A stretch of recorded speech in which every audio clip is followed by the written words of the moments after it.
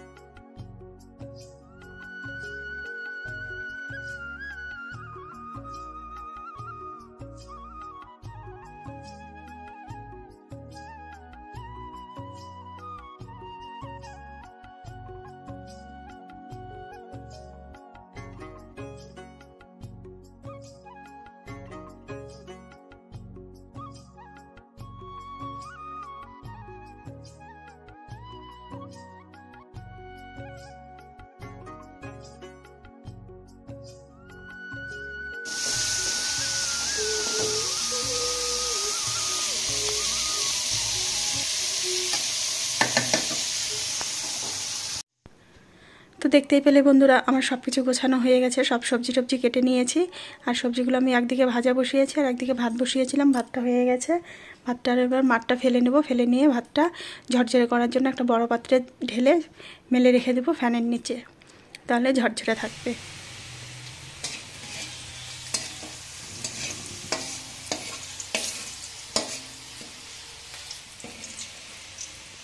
হ্যাঁ सही है, चलो ना।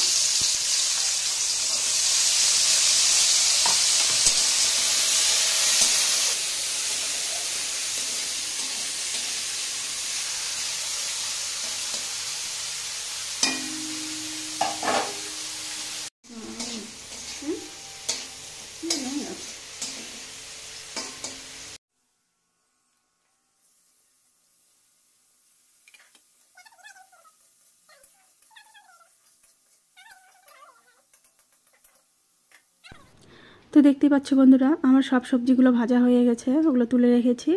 আর এবার আমি আগে একটু বেগুনটাকে ভাজা করে নেব, তারপরে রাইসটা করব। আর কাজু কিশমিশটা জলে ভিজিয়ে রেখেছিলাম, সেগুলোকে ছেঁকে রাখলাম। আর হচ্ছে ভাতটাকে বড় পাত্রে ঢেলে রেখেছি, তাহলে ঝরঝরে থাকবে ভালো। তো আমি বেগুন ভাজাটা বসিয়ে দিয়েছি, বেগুন ভাজাটা নামিয়ে তারপরে রাইসটা করব।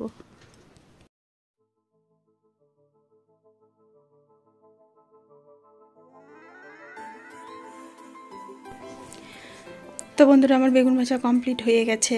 এবার আমি রাইসটা করব।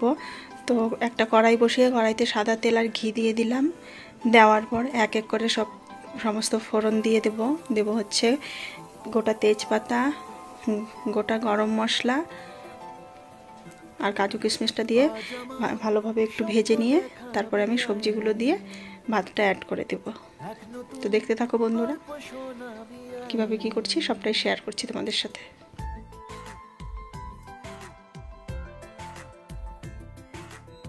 আজ আমায় স্বপ্ন দেখাবি আয়